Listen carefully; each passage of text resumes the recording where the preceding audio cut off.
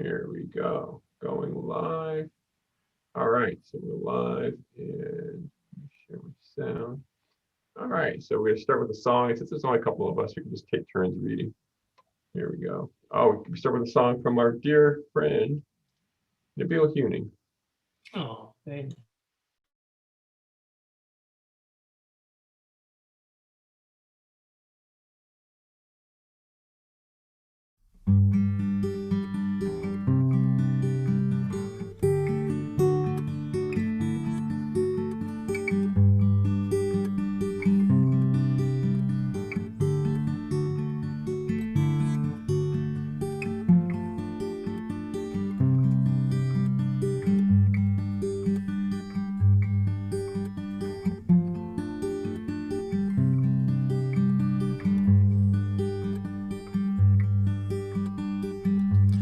Guidance hath ever been given by word,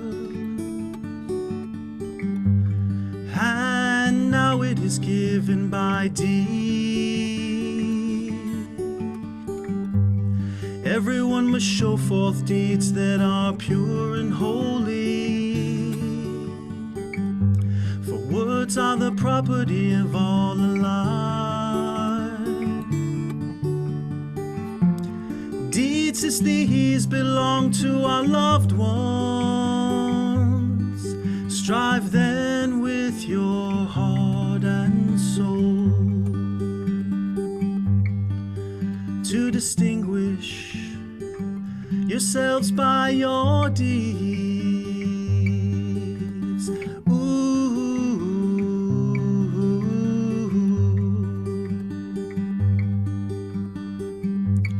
Guidance hath ever been given by words, and now it is given by deeds. Everyone must show forth deeds that are pure and holy, for words are the property of all alive. Deeds as these belong to our loved ones.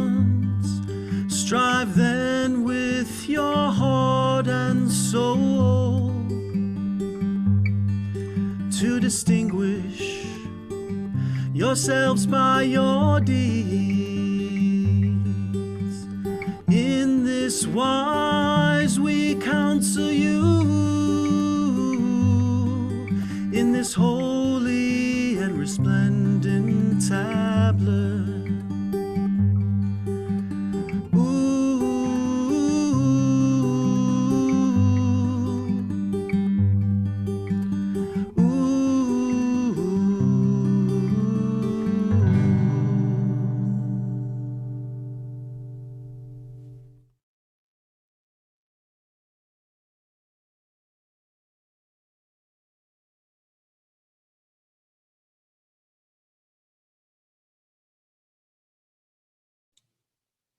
You can read that. O divine providence, this assemblage is composed of thy friends who are attracted to thy beauty and are set ablaze by the fire of thy love.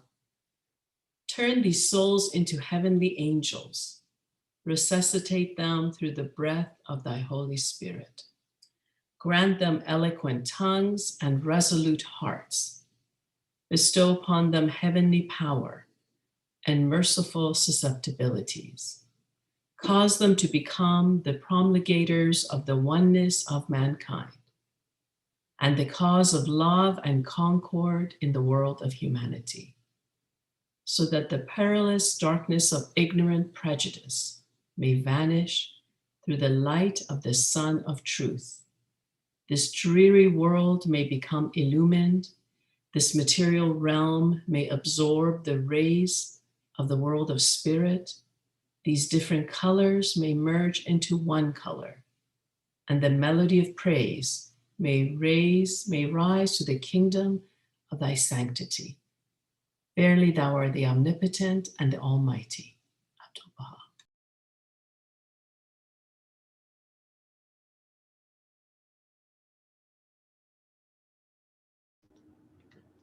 The prophets of God should be regarded as physicians, whose task is to foster the well-being of the world and its peoples, that through the spirit of oneness they may heal the sickness of a divided humanity. I have given them the glory that you gave me, that they may be one as we are one, I in them and you in me, so that they may be brought to complete unity.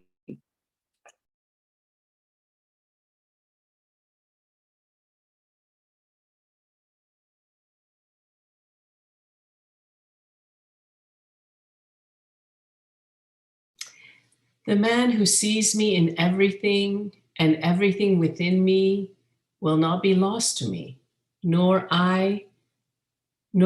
will I ever be lost to him. He who is rooted in oneness realizes that I am in every being. Wherever he goes, he remains in me. When he sees all being as equal in suffering or in joy, because they are like himself, that man has grown perfect in yoga. Hinduism, Bhagavad Gita, chapter 6.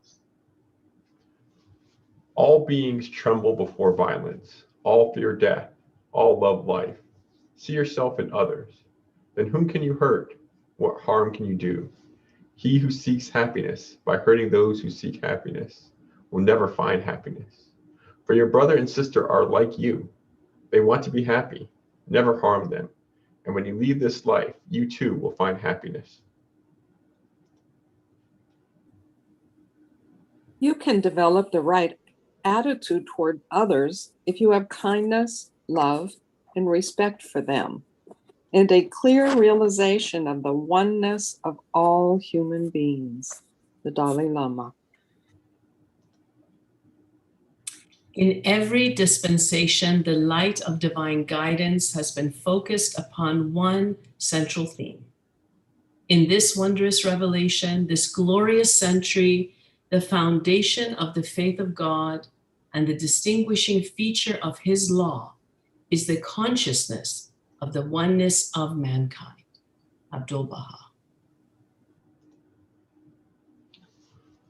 A fundamental teaching of Baha'u'llah is the oneness of the world of humanity. Addressing mankind, he says, "Ye all leaves of one tree and the fruits of one branch." In this way, Baha'u'llah expressed the oneness of humankind, whereas in all religious teachings of the past, the human world has been represented as divided into two parts, one known as the people of the Book of God, or the pure tree, and the other, the people of infidelity and error, or the evil tree. The former were considered as belonging to the faithful, and the others to the host of the irreligious and infidel. One part of humanity, the recipients of divine mercy, and the other the object of the wrath of their creator. His Holiness Baha'u'llah removed this by proclaiming the oneness of the world of humanity.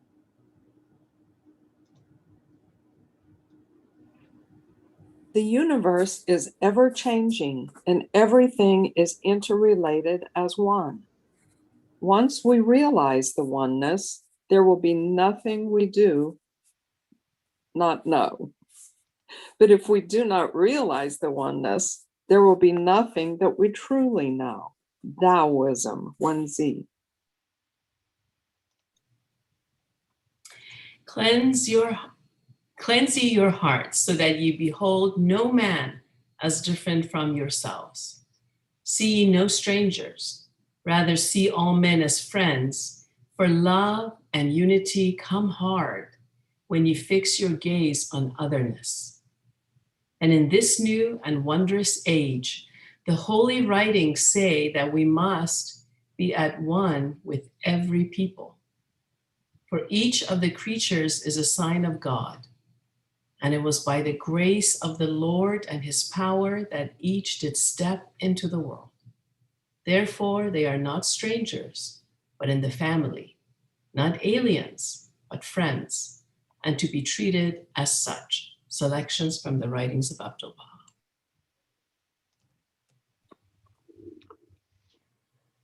The one who loves all intensely begins perceiving in all living beings a part of himself. He becomes a lover of all, and part and parcel of the universal joy. She flows with the stream of happiness and is enriched by each soul.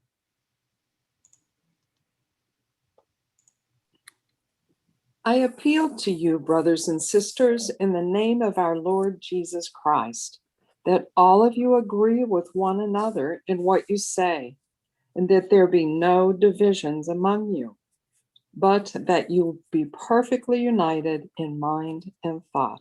Christianity, Corinthians. It is he who hath produced you from a single soul. Here is a place of sojourn and a place of departure. Islam, the Quran.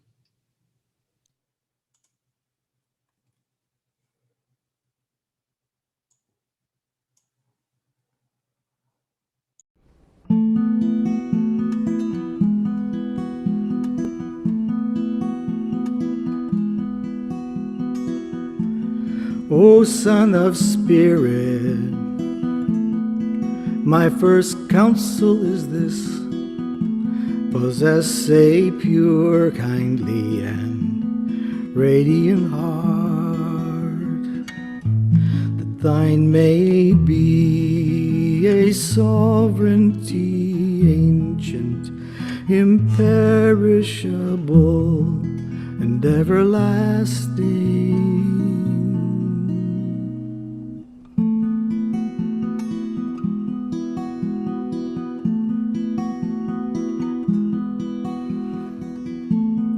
O Son of Spirit, my first counsel is this: possess a pure, kindly, and radiant heart.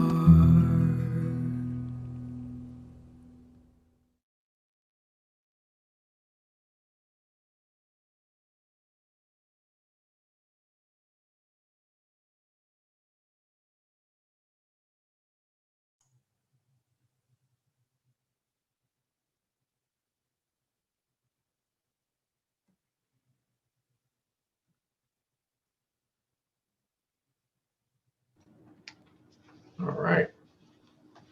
Well, that was it for the prepared portion. So if anyone else would like to say a prayer? Brother Nabil, since you just joined us. Will do. Sweet.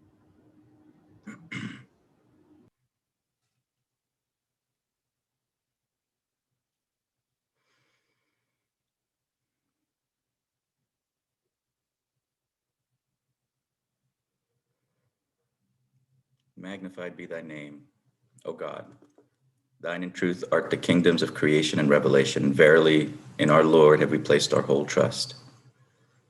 All praise be unto thee, O God. Thou art the maker of the heavens and the earth and that which is between them. And thou in truth art the supreme ruler, the fashioner, the all-wise. Glorified art thou, O Lord. Thou wilt surely gather mankind for the day of whose coming there is no doubt. The day whereon everyone shall appear before thee and find life in thee. This is the day of the one true God. The day thou shalt bring about as thou pleasest through the power of thy behest. Thou art the sovereign, the wondrous creator, the mighty, the best beloved.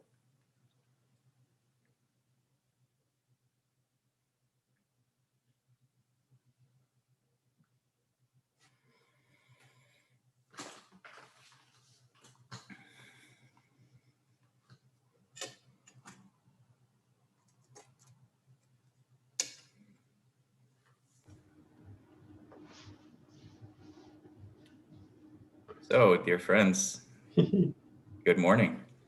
Good morning. Happy Mother's Day to your moms. Yes. And the moms everywhere. Yes. And to moms everywhere. That is true. So we were thinking about continuing on reading the Ridván Message. Past 2 weeks, we went through sections 1 and 2 of the message. So let me screen here.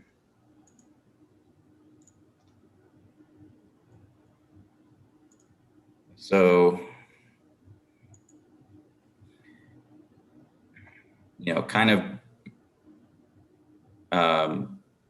for a visual aid, kind of colored the different sections, as outlined by the Universal House of Justice. They separate them out with these asterisks. And so we went through section 1, which is the first 7 paragraphs, and then the next 6 paragraphs, was section 2. And there was a lot of review, essentially, of the past 25 years and of the past 5 years of what the Baha'i world has been doing, and how it's brought itself to this point. Also, at the end of section 1, the last paragraph of section 1, which is paragraph 7, there was the acknowledgement to the contributions of the youth in advancing forward the community building activities, the home front pioneering, and various things like that, and in recognition of that, they were given those 18 and older, or between 18 and 20, who previously were not able to vote in Baha'i elections, are now able to vote in Baha'i elections. So now we start section 3, which starts with paragraph 14. So this is where we'll basically read paragraphs and maybe share some thoughts, and then keep reading. And we can take as much time as we like. Who would like to start the first paragraph here of this section? I can. Yep. From the panorama of a pivotal quarter century, we now direct our focus to the most recent 5-year plan, a plan quite unlike any that has gone before in a variety of ways. In this plan, we urge the Baha'is of the world to draw on all that they had learned in the previous 20 years and put it into full effect. We are delighted that our hopes in this regard were more than met. While we would naturally expect great things from the followers of the Blessed Beauty, the character of what was achieved through their Herculean efforts was truly breathtaking. It was the capstone to an accomplishment 25 years in the making. How do I say that word? Herculean? Hercules, I know, but how do you... Herculean, I think I've heard. All right, there we go.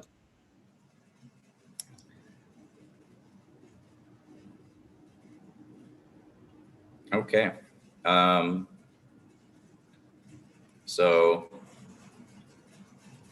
So now they're directing the attention to the last, the past 5-year plan.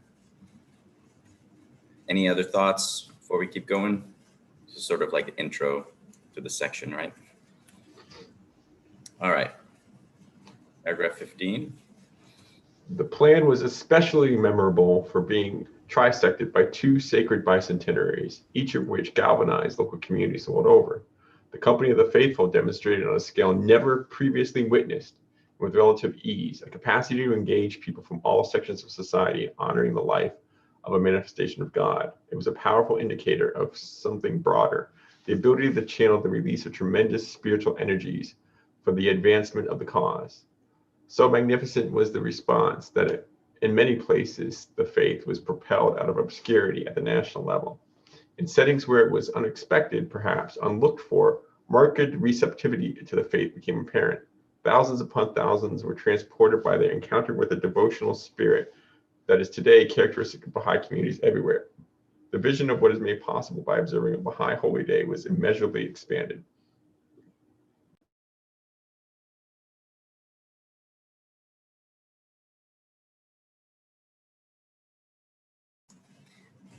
So I think this is where it gets also interesting for us, because our community, also, did, had events around the two bicentenaries. And, questions like, have we expanded our, our vision on how it's possible to observe a Baha'i holy day? I guess we haven't had big events like this, at least to my memory of the faith in Austin, in these settings that we had. I guess 2017, it was at the Palmer Center, and 2019, it was at the Bob Bullock, the Bob at the Bob. Yeah, I know. That's right there. What the Austin American Statesman called it. That was so fun. That's right. That's right. Yeah, I think they were fed that pun by somebody. I wonder who. By someone. Not sure who. So, so yeah, I'm just curious what how we so those were sort of the big community-wide events. We also in 2017 had, of course, our Baha'i Center open all weekend, which was an individual initiative or initiative of two individuals who then kept the center open all day throughout all 3 days of the weekend, and had welcomed people. It was like an open house, and it was very, very beautifully done. I think we also saw neighborhoods have events. There was one at at a park that that some of the junior youth had put together and everything. There was people had their own celebrations and whatnot. I don't know. I thought it was definitely interesting and unique for us as an Austin community.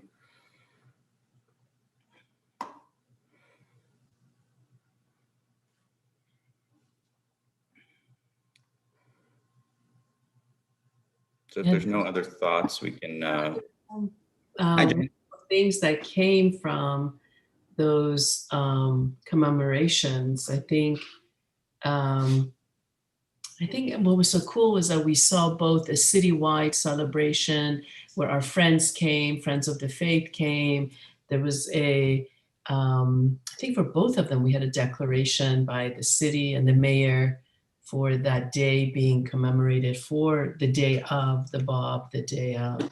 And it was really wonderful to see the friends of the faith really acknowledge the community, and also trying to be as diverse as possible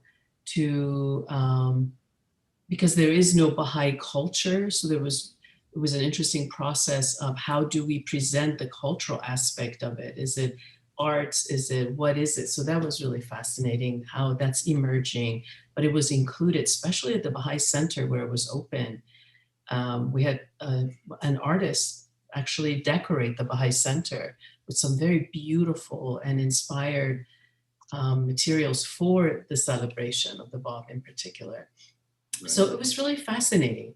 I know that there is, it felt so historic. And so this was the one time that our community was going to be celebrating the 200th anniversary, will never come again. And so that weight was very weighty on the community to do it right. And I think for the Austin community, my own personal experience was that it was very effective because people were coming into, everybody stepped in to contribute. We didn't know what was going to be created, but it was just such a beautiful, coordinated, both intentionally and organically coordinated effort. It was really lovely.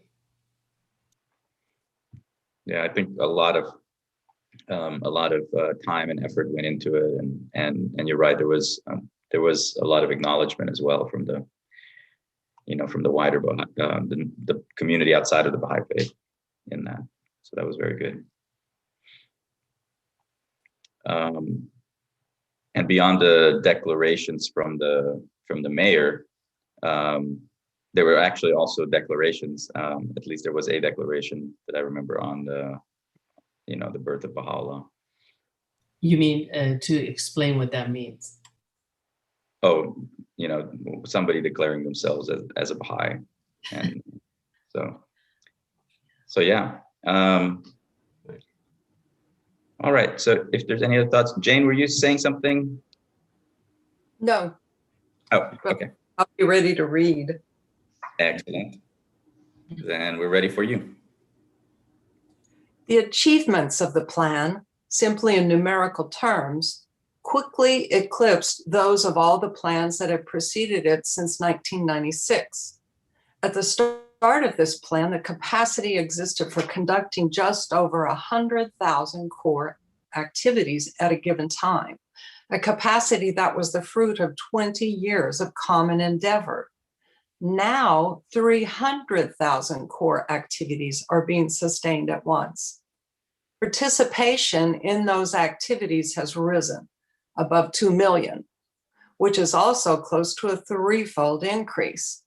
There are 329 national and regional training institutes in operation, and their capacity is evidenced by the fact that 750,000 people have been enabled to complete at least one book of the sequence. Overall, the number of courses completed by individuals is now also 2 million, a rise of well over a third in 5 years. And should we note what those books are? It says at least one books of the sequence. So those are books that are not just for Baha'is, but for groups to get together and study writings, religious writings. That's right.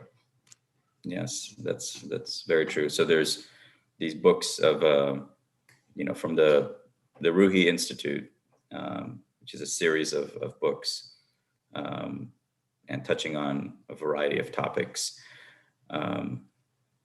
including our spiritual lives, or, some of the history of the faith, and talking about topics, like the covenant, education of children, etc.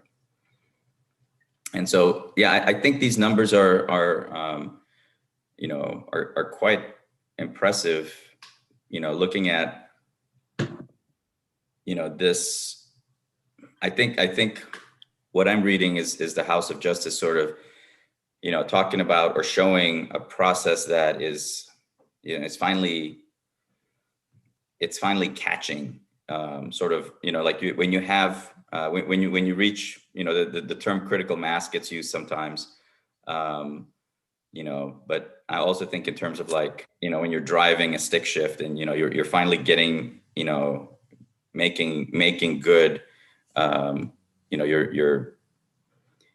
your gears are catching correctly, and you're in the, making the right number of revolutions and everything. Chris has a much better personal feel for this kind of thing. It's a joy to ride shotgun with Chris. But looking at, we had 100,000 core activities at the start of this past 5-year plan, and it's tripled in the course of 5 years. That's pretty impressive. And then the same happened with the participation. And so it tells you that the sort of average number of participants per activity hasn't gone down. It's just a multiplication of activities. And so, and then, talking about how many people have, have completed, at least a book, and then number of courses completed by individual. So I want to read this one more time, because it says 750,000, so 750,000 people completed at least one book of the sequence. And then they're saying the number of courses completed by individuals is now also 2 million. So I think that is sort of a cumulative, so the same person could have done more than one. And so I think that's where that 2 million number comes from.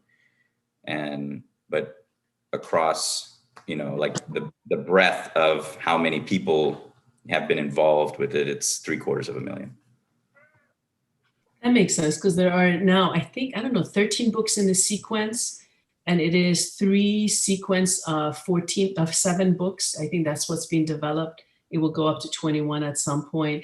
So within this sequence, there were the first one, 1 through 7, has been developed, now up to 13. So yeah, each person potentially up to 13 books, one person. So that makes sense. And it's all around community building. And so it looks at, individual community institutions at each 7 books. So it's trying to train us how to function in a community rather than a congregation, because there is no congregation in the faith, Baha'i faith. And we don't know what that means, because all we know is congregation. We've all come from those faiths in the past. So this is all to help train us for that, I think. And it never lets individually off the hook. It always reminds us to work on ourselves first and the impact that our actions have on others and how important that is. So it always brings us back. That's right. That's right. Awesome. So shall we go on then to the next paragraph? This one is going to be 2 pages. I guess I'll read the first one. The increased intensity with which programs of growth around the world are being pursued tells an impressive story of its own. In this 5-year span, we had called for growth to be accelerated in every one of the 5,000 clusters where it had begun. This imperative became the impetus for earnest endeavor throughout the world. As a result, the number of intensive programs of growth more than doubled and now stands at approximately 4,000. Difficulties involved in opening up new villages and neighborhoods to the faith in the midst of a global health crisis, or expanding activities that were at an early stage when the pandemic began, prevented an even higher total from being reached during the plan's final year. However, there is more to tell than this. At the outset of the plan, we had expressed a hope that the number of clusters where the friends, I'm trying to move something here. Okay. At the outset of the plan, we had expressed a hope that the number of clusters where the friends had passed the 3rd milestone along a continuum of growth as a consequence of learning how to welcome large numbers into the embrace of their activities would grow by hundreds more. That total then stood at around 200, spread across 40 countries. 5 years on, this number has risen to an astonishing 1,000 in nearly 100 countries, a quarter of all the intensive programs of growth in the world, and an achievement far surpassing our expectations. And yet, even these figures do not reveal the loftiest heights to which the community has soared. There are over 30 clusters where the number of core activities being sustained exceeds 1,000. In places, the total is several thousand, involving the participation of more than 20,000 people in a single cluster. A growing number of local spiritual assemblies now oversee the unfoldment of educational programs that cater to practically all the children and junior youth in a village. The same reality is beginning to emerge within a few urban neighborhoods. Engagement with the revelation of Baha'u'llah has, in notable instances, transcended individuals, families, and extended kinships. What is being witnessed is the movement of populations towards a common center. At times, age-old hostilities between opposing groups are being left behind, and certain social structures and dynamics are being transformed in the light of the divine teachings.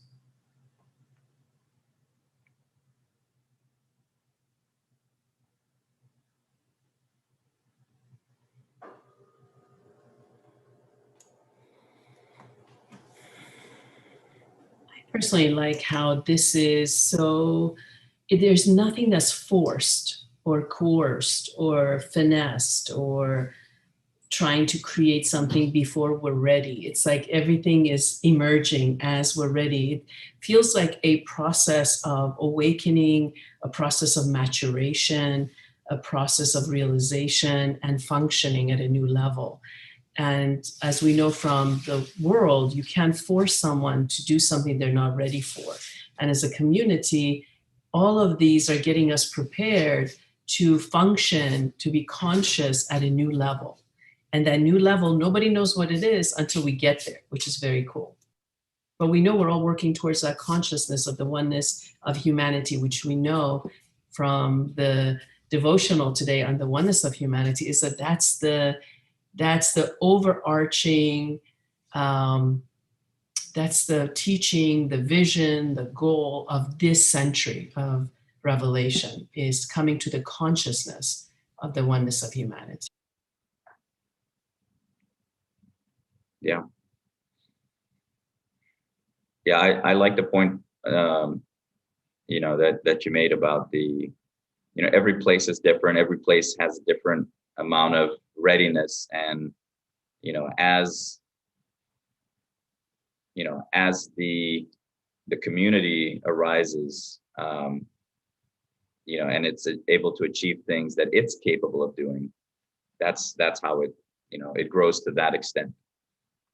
You know, quite interesting to see the, you know, the number of, so going back to, I'm going to go back one page real quick, but, you know, it's talking about the third milestone. So that's just a measure of how many activities are going on in, you know, in that particular cluster. And just to also clarify, a cluster, you know, would be a geographic area that, you know, where people share sort of common, you know, common traits, common, not traits, that's not the word I'm looking for, like modes of transportation, of, you know, areas of common, you know, interest, places where, you know, you're easily can be considered like a community, if you will, you know, on its own. And not from the Baha'i perspective, but from the perspective of, you know, that area, that geographic area. So, so, you know, I think there's what they mentioned here, you know, about 5,000 clusters, where, you know, where there is, you know, there is some, you know, some growth that's been started, and the number of intensive programs of growth have doubled to 4,000. The number of clusters that have, you know, from that, you know, gone on to this third milestone, which I believe is something like sustaining 100 activities or more. You know, that's gone, you know, from 200 to 1,000 in 5 years. And I'm going to go along to the second page of this paragraph. And our cluster in Austin is one of those, has been one of those that was able to get to this third milestone. And now it's saying, okay, so out of these 1,000, there's 30 of them that are, you know, that have gone, you know, have exceptional amount of activity right now, because their core activities are 1,000 or more, you know, which is pretty amazing. You know, thinking about a local spiritual assembly overseeing, you know, educational programs for, you know, for the whole population, that's you know, that's some advanced, you know, work that's being done there.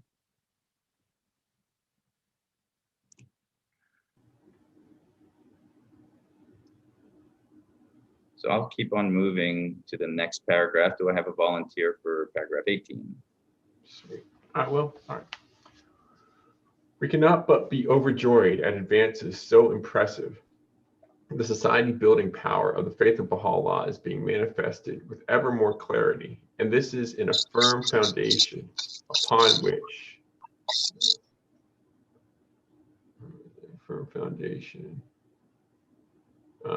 which the coming 9-year plan will build. Clusters of market strength, as had been hoped, have proven to be reservoirs of knowledge and resources for their neighbors. And regions where more than one such cluster exists have more easily developed the means to accelerate growth in cluster after cluster.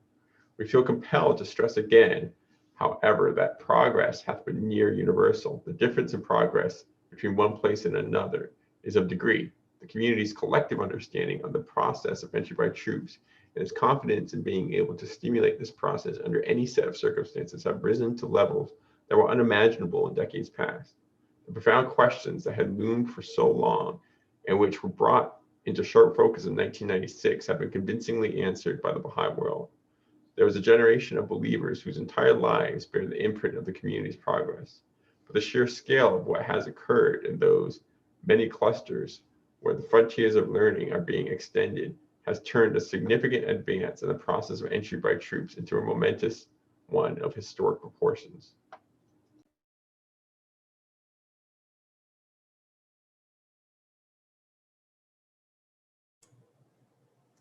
And yet that term, society building power of the faith of Baha'u'llah, is being manifested with ever more clarity.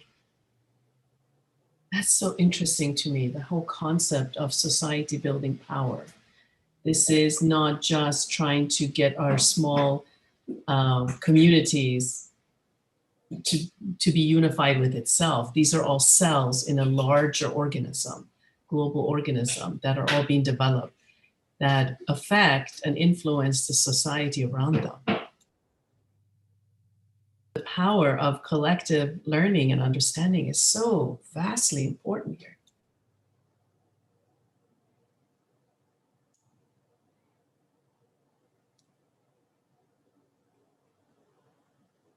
Yes, for sure, for sure.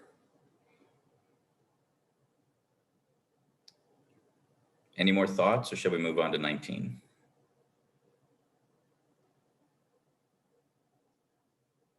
Okay. This one's 2 slides. Jane, would you Sure. do a... Many will be familiar with how the Guardian divided the ages of the faith into consecutive epochs or epochs. The 5th epoch of the formative age began in 2001. Less well known is that the Guardian also made specific reference to there being epochs of the divine plan and stages within those epochs.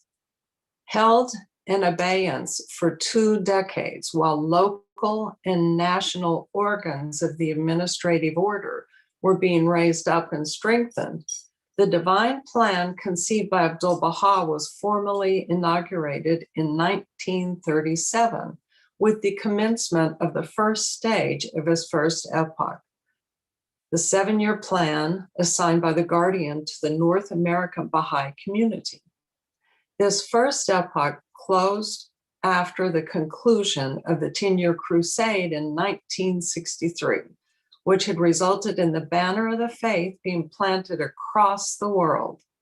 The opening stage of the second epoch was the first 9-year plan, and no less than 10 plans have followed in its wake, plans that have ranged in duration from 12 months to 7 years.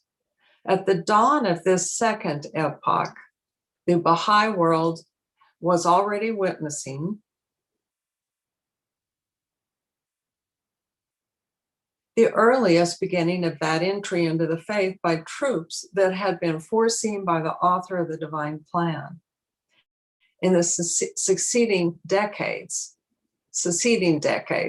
generations of devoted believers within the community of the greatest name have labored in the divine vineyard to cultivate the conditions required for sustained large-scale growth. And at this glorious season of Ridván, How abundant are the fruits of those labors. The phenomenon of sizable numbers swelling the activities of the community, catching the spark of faith, and swiftly arising to serve at the leading edge of the plan, has moved from being a forecast sustained by faith to a recurring reality. Such a pronounced and demonstrable advance demands to be marked in the annals of the cause.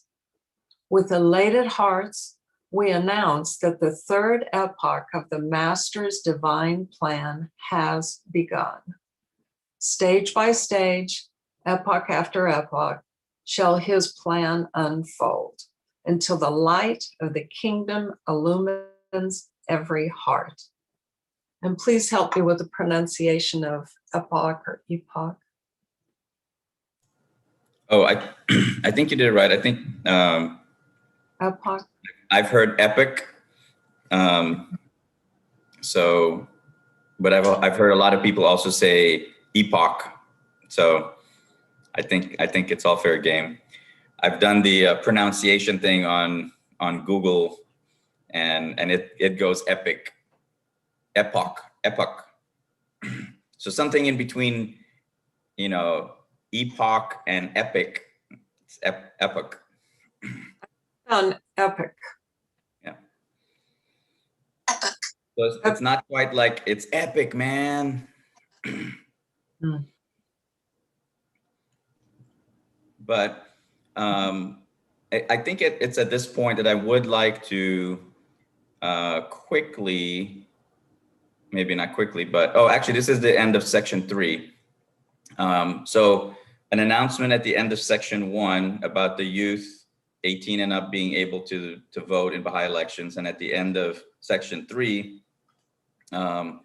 announcing the beginning of the next epoch. But there are 2 different parallel sets of epochs that we track in the faith. And our dear friend, John Conkling, is known for a graphic that he made that was also reviewed by the Universal House of Justice. And some in a letter to him, they had offered some, a comment, which he quickly incorporated in footnote number 5 on this graphic here. And this can be found also on Baha'íLibrary.com. Can you put it in chat as well? A link to it? Yes, sure, for sure. Let me get this link copied. Let me see how I can best do this. Maybe I should go out of presentation mode.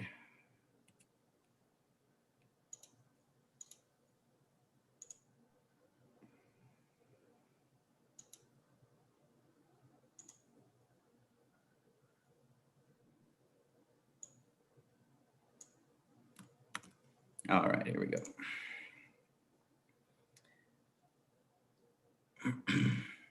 Now we can, as we go back here.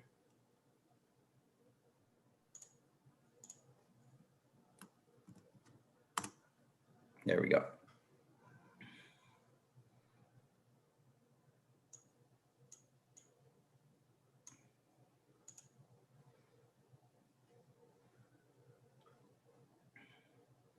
So,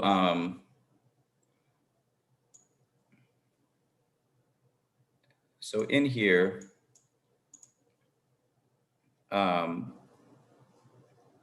there's the, the big, sort of big picture, looking at the heroic age of our faith, which started with, the declaration of the Bab, ministry of the Bab, as you can see down here. So at the bottom here, he has listed who was the head of the faith during that time. So ministry of the Bab in the first epoch of the heroic age, and the second epoch, the ministry of Baha'u'llah, the third epoch, ministry of Abdul Baha. So the 3 central figures of our faith during their ministry is when when we had the heroic age, which came to an end in 1921, 100 years ago, with the passing of Abdul Baha. And after that, we had the Ministry of the Guardian, Shoghi Effendi, and then there was the Hands of the Cause, who for 6 years carried on the last plan that had been inaugurated by the Guardian, which was to culminate in the election of the Universal House of Justice, which then, since then, now the Universal House of Justice is the head of our faith. So looking at that, the start of the Ministry of the Guardian was the formative age, and that we're 100 years into that now. And you can see that has been divided into epochs, first, second, third, fourth. The most recent epoch for the formative age started with the opening of when the Ark on Mount Carmel was opened in the year 2000. And so that's the start of the fifth epoch of the formative age. And that is sort of big picture of the faith as the faith goes through history. And then, as the House of Justice said, within that, there is the Master's divine plan. And we know that Abdul Baha directed, the tablets of the divine plan as sort of a, directive for how to do, how to go and teach and spread the message of Baha'u'llah across the world, which the Guardian took as a blueprint, for launching these various plans and everything. And so they were describing how the first epoch of that divine plan went up until the year 1963. And the House refers to this, we can read back again the exact wording, but something like the banner being planted across the globe. This is when as a Baha'i community, we had sufficiently spread the teachings of Baha'u'llah across the world to where there were enough national spiritual assemblies to be able to sustain the election of a Universal House of Justice that was representative of the whole world. And so that was the closing of the first epoch of Abdul Baha's divine plan. And then the second one started.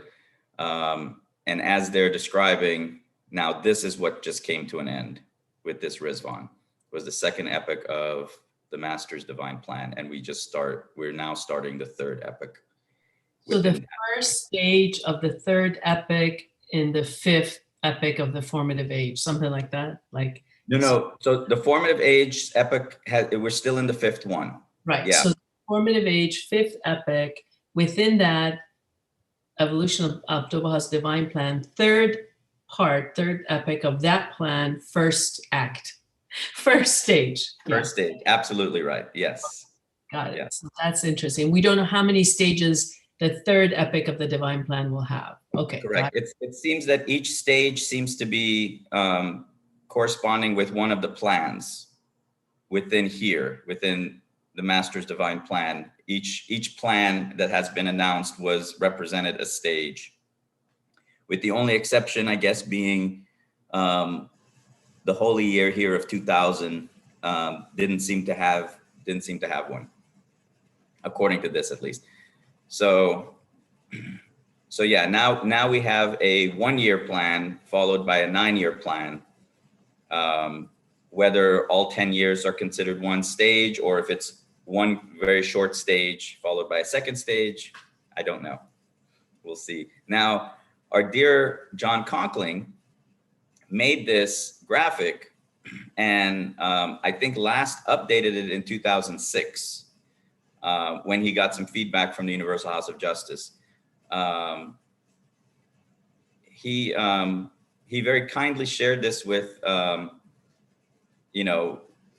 with me and I think other assembly members. I remember when I was first elected to the Spiritual Assembly in 2010, he had sent this to me via email and to a few others, because we had a few new members that year. and he was not on the assembly, but he offered this as a, something that could be useful. And it is very useful, and it is incredible that he did this. A friend of mine found on Facebook a graphic that someone had made that is based on this, in fact. And so I quickly go, well, where'd you get this from? He goes, Facebook. I'm like, oh, interesting. So I'll try and share that later if I can find it. But anyway, this was, this third epoch now starts with our 1 year plan, followed by a 9 year plan. So just to put it all in perspective, though, for the friends who are watching who don't know what we're talking about, it's so interesting that there is a meta organization to the faith. And then this is a lot around why everything's being done, how it all fits together. But on a micro level, on a community level, on an individual level, everything that we do is around community building, personal growth, elevating lives to a spiritual process, building our families, building our communities, so that everything is interconnected on a small level to this grand vision of how we fit within these cycles. So it's very exciting that we can look at it from multiple perspectives and still fit within, have a sense of how we fit into the whole thing. Because this is very big. It's hard to wrap your brain around this. So, but it's wonderful to see this vision. And John, God bless him, he's now in the other world with his beautiful wife. And so, yeah, this is so great that he offered this in terms of a visual for us to begin to organize our thinking. Right. Yeah. And then as you go, bigger, as we're talking about bigger picture, this mentions the Baha'i era that started in 1844, is to last at least 1,000 years. So, and then that's the Baha'i era. And then you go up one level from that, and it talks about the Baha'i cycle, which must extend over a period of at least 500,000 years. So definitely big picture stuff. Oh, I think I had, this was just a zoom in on those, the last 25 years, because in the first two sections, there was a reference being made about the past 25 years and how there was this renewed or a new direction given to focus on training institutes. And so I will go back now to, this is where we ended section 3. So would we like to read on? I think we can read on and complete. There's just a few more paragraphs left. Okay, I can read this one. Beloved friends, no review of the 5-year enterprise that concluded the second epoch of the divine plan could be complete without special reference to the upheavals that accompanied its final year and which persist still. The restrictions on personal interaction that waxed and waned in most countries over the period could have dealt the community's collective efforts a severe blow, recovery from which might have taken years. But there are 2 reasons why this is not the case. One was the widespread consciousness of the duty of Baha'is to serve humanity, never more so than in times of peril and adversity. The other was the extraordinary rise in capacity in the Baha'i world to give expression to that consciousness. Accustomed over many years to adopting patterns of systematic action, the friends brought their creativity and sense of purpose to bear on an unforeseen crises while ensuring that the new approaches they developed were coherent with the framework they had labored in successive plans to perfect. This is not to overlook the serious hardships being endured by Baha'is, like their compatriots in every land. Yet, throughout severe difficulties, the believers have remained focused. Resources have been channeled to communities in need. Elections went ahead whenever possible, and in all circumstances, the institutions of the cause have continued to discharge their duties. There have been bold steps forward. The National Assembly, Spiritual Assemblies of Sao Tome and Principe will be reestablished with this Ridvan, and 2 new pillars of the Universal House of Justice will be raised up. The National Spiritual Assembly of Croatia, with its seat in Zagreb, and the National Spiritual Assembly of Timor-Leste, with its seat in Dili. How exciting. 3 national spiritual assemblies as the pillars of this global structure. Very excited. I love Croatia. I was there a couple years ago. So excited to see this. That's great. Do you still have a lot of contacts there? Yeah, they were. I did. I was not there for a Baha'i purpose, but I was contacted by the Baha'is there. They're a sweet, sweet community, and I celebrate with them. This is really exciting. That's wonderful. Okay, I'm going to ask this because, you know, I kind of, as having been raised in a country that nobody knows where it is, I would like to know, does anyone know where Sao Tome and Principe is? I don't know, because is it in the Pacific Islands or? Sao Tome and Principe. Yes, I think so. Let me find them. They're in Central Africa, I think. They're off of an African island nation close to the equator, as part of a volcanic chain featuring striking rock and coral formations. It's off of Equatorial Guinea. Okay. Very interesting, because that looks Portuguese. Yeah. So. Okay. And then Timor-Leste is in, are near Indonesia, right? Yes, Southeast Asian nation, island of Timor. It's a marine coral reef. There's a theme of coral reef. There's something around water, because of course Croatia is off of the Dalmatian coast. They're across the way from Italy, that right there in the Mediterranean. They're right across literally not that far. You can actually see Italy from parts of Croatia. Really? Huh. Very cool. Very cool. No, that's wonderful. All right.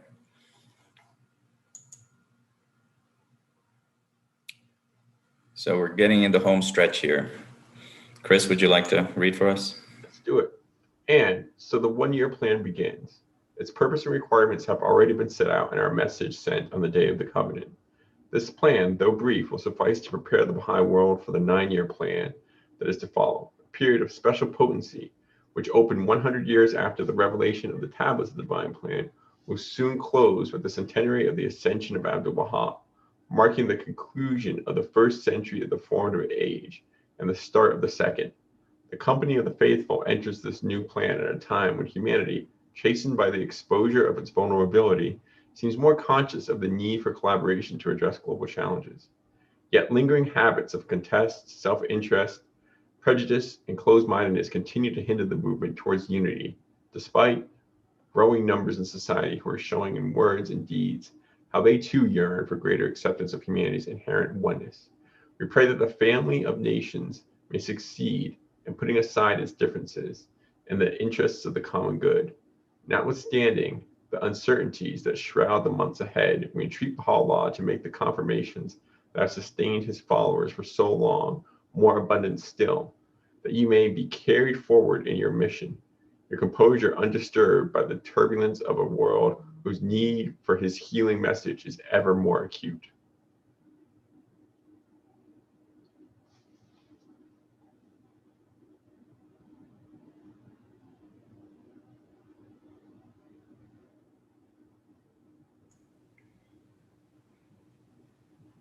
So it's interesting to me, you know, and perhaps it would be good for us at some point to, you know, reread the message that was sent on the day of the covenant about the 1-year plan.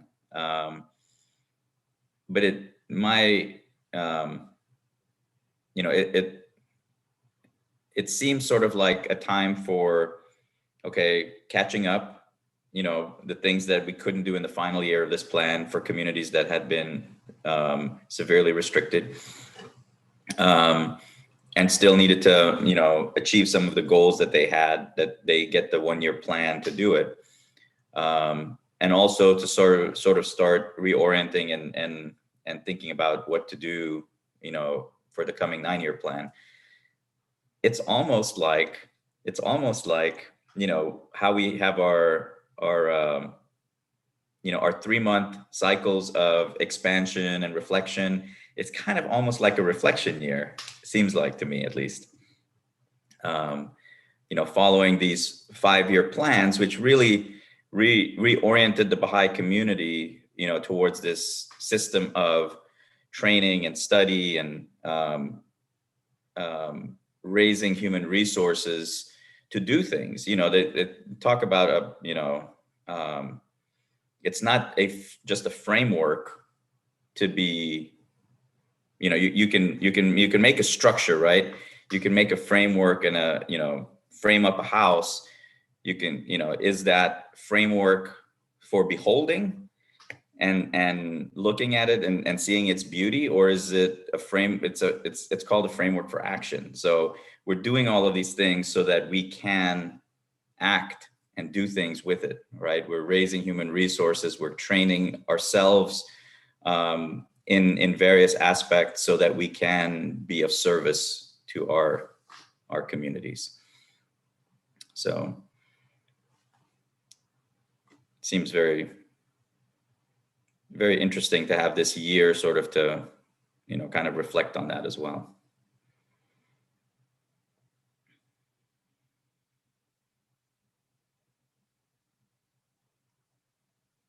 So Jane, do you want to take us away with the last paragraph?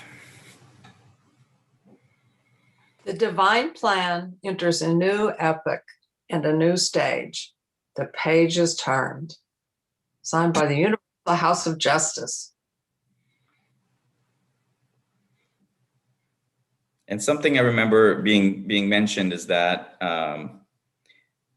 you know, at the end of its messages, there is a, you know, a handwritten, and that's what I sort of copied and pasted here, a handwritten signature for the Universal House of Justice, and that is rotated every time amongst its members, so that it's not one, you know, a person that is, you know, is just in trying to keep sort of this idea behind its, you know, this is an institution. That's right. They don't have any officers. That's another reason they don't have. So, yeah, like our other Baha'i institutions have officers. Like chair and secretary. Yes, treasurer, they don't have officers. Very cool. Well, I am going to stop sharing. Is that literal or is that figurative? Oh, I've stopped sharing a long time ago. Hi, Yendra. Welcome. This was such a good. Thank you. I've been here. I've been listening. Oh, I'm so sorry because I could see only four you know, screens when I was in screen sharing mode, so I didn't even realize you had joined us. Thank you. I would have called on you to read for us.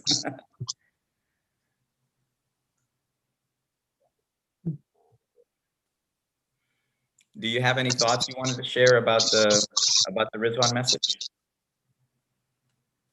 No. Okay. You all talked enough. That's true. Thank you so much, guys. This was lovely. Yes, thank you. All right. Well, I'm going to end the YouTube stream. Thank you to our YouTube viewers. Good to see everyone.